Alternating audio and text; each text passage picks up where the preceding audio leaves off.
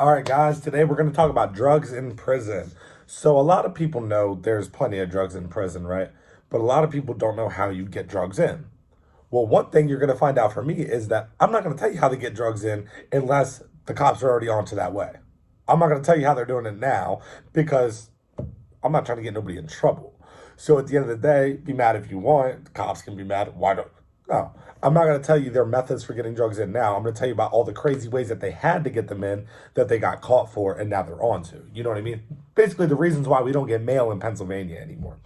So everybody knows a lot of people in prison have a drug problem. You know what I mean? Well, in Pennsylvania prisons, the biggest drugs, the easiest drugs to find in a Pennsylvania prison are K2, like spice, like synthetic marijuana, and Suboxone strips, right? Anybody that doesn't know what a Suboxone strip is, it's basically it looks like a little Listerine strip. It's small, it's orange, and it's very very thin, and they're used to help people get off opiates. That's what they're used for, the correct way. Well, people found out quickly that if you aren't on opiates, those drugs will make you high. So, they started using them to get them into the prisons because they were small. You could get a lot of them and you could charge a lot of money for them. So when I first went upstate, you could buy a Suboxone strip for like $50. Now they cost about $10 on the street.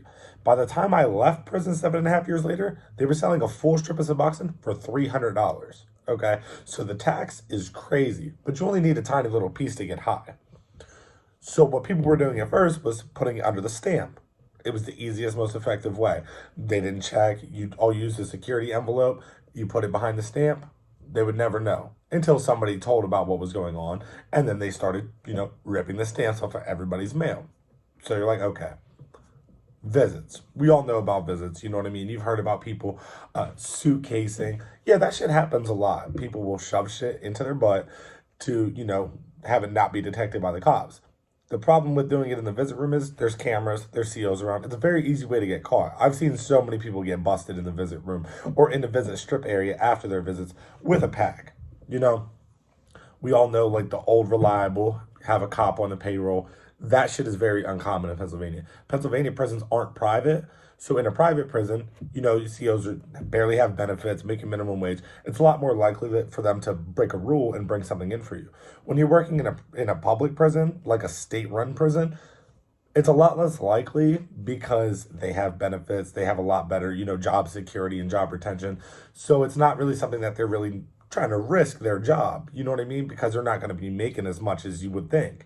So, but I mean, it still happens, but not very often. But you have situations where they get caught too. There was a situation in 2015 where a CO got caught bringing in a cell phone and a bunch of K2. And it was literally because he let somebody use his personal phone on the block. Dude didn't turn the ringer off. It was about 10 o'clock at night. Phone goes off. Now, I don't know. You guys all hear cell phones go off all the time. But cell phone goes off, you're just like, oh, is it mine?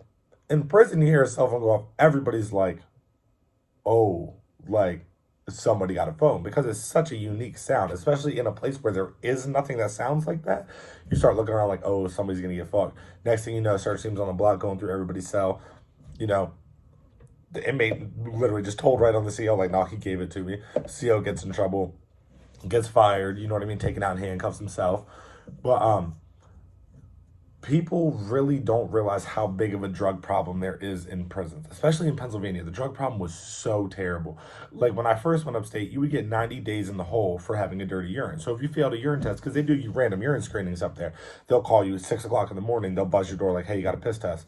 Get up, go out. There's a line of people. CO walks you around. You piss in a cup in front of a CO down in security and, wait a couple of days to see if it's hot or not.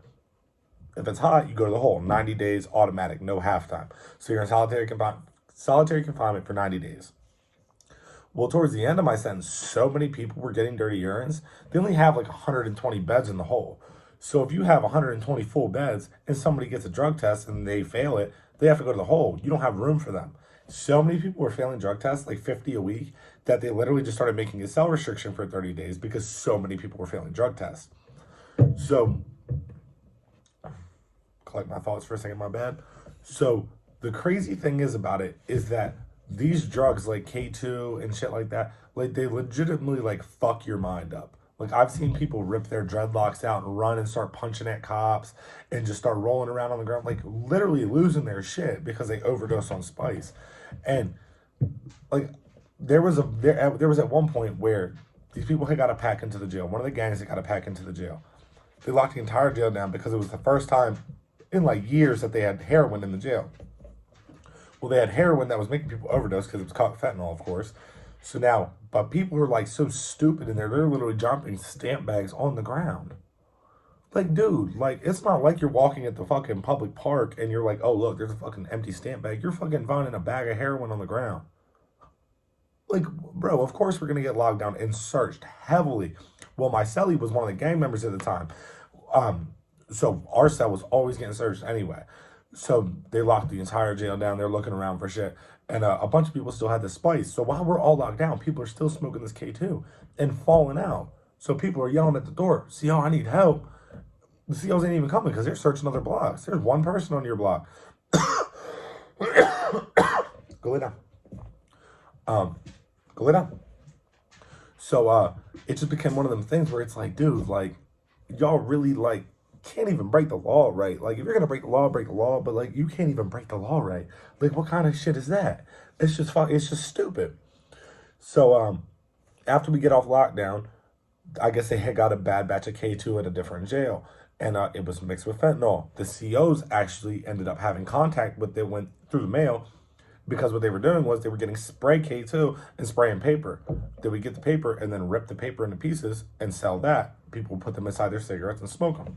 Mind you, this is all stuff like you can't do anymore because they figured all this out while I was still there. So they get all this fucking bad K2 in, COs start falling out, overdosing by touching the shit, right? So like, oh no, fuck no, we're not doing this. Lock the entire state down, right? Nobody get in a shower, no phones, no nothing. You are in your cell. It was like almost a month, everybody in their cell. During that time, they completely switched the mail system. So what they did was, instead of what normally would happen with mail is like, say my mom wrote me a letter. The jail would get it, they'd rip the stamp off, they'd look at the letter, put it in the envelope, and give it to me like the next day. Now what they do is you have to send the mail to Florida. So you have to write a whole different address on the mail, send it to Florida. Florida gets it and takes photocopies of your mail. Emails the photocopies to the jail prints them out and gives them to you. So you no longer touch your mail. You're never getting an actual original copy of your mail unless it's legal mail from your lawyer. And then they open that up in front of you. So during that same time, while they're doing that, they put in full body scanners in the visit room for your people coming in and for you coming out. So now, instead of coming out and just being normal, like, oh, you get a strip search, you get a strip search and go through the body scanner. And nobody could really understand what the point of giving you a strip search was if you already went through a full body scanner, because it doesn't really make sense. Like, you still want to look at me naked while I just walked through a body scanner. It makes no sense. But it became quickly where, like, people were not getting drugs in anymore. And then, people are obviously mad. So the drugs that they did have started selling for way, way more. And that just created more of a problem in the jail. People don't realize that certain things in jail, gambling, drugs, stuff like that, when you take that completely away, it does fuck with the way that the jails run, because at the end of the day, so many people are involved in those different hustles. And normally, when everything's running smoothly, it's not really a problem. You know what I mean? But once they start cracking down on it, now more people are getting beat up because they can't afford the drugs that they're going and paying extra for. And it's just a cycle. You know what I mean? Like, the COs will never admit it, but they've literally said it to our faces. They're like, yo, we love when they have a batch of drugs in here because nobody is fucking with each other. Everybody's just chilling. And, like, that's sad because you're not supposed to want drugs in your facility. You know what I mean? But, like, that's one of the things. Like, I used to smoke weed when I first went upstate for, like, the first 2 years. Then you stop really being able to get weed like that because it smells so much. It was easier to get K2. I wasn't going to smoke that K2. I seen too many people fall out from that shit while I was still home before the shit was completely illegal. When I was in high school, we used to be able to buy that shit in, like, Sunoco. How you go in a gas station and buy synthetic weed? Like, that's crazy. You know what I mean? But, damn, I kind of just rambled on for like almost 10 minutes. My fault, guys. If you guys have any follow-up questions, hit me in the comments, and I'll try my best. I try my best. I got a lot of platforms. I try my best to answer everything I can. You guys already know how it is. But, I appreciate you guys for being here. I'm going to do a long Twitch stream here, probably like 1 o'clock, 2 o'clock. I just got MLB The Show on the Xbox. So I got Game Pass on the Xbox, and I get all these games for free. Like, it's just kind of dope. But so I'm going to go through and make a character and shit. Probably make him look goofy as hell. You already know. And we'll go from there. Just, chill with y'all, Twitch stream and shit. I guess you can go live on YouTube, so I guess I'll check that out at some point in the next couple days. But for now, I hope you guys have a great day, and I appreciate everybody for being here.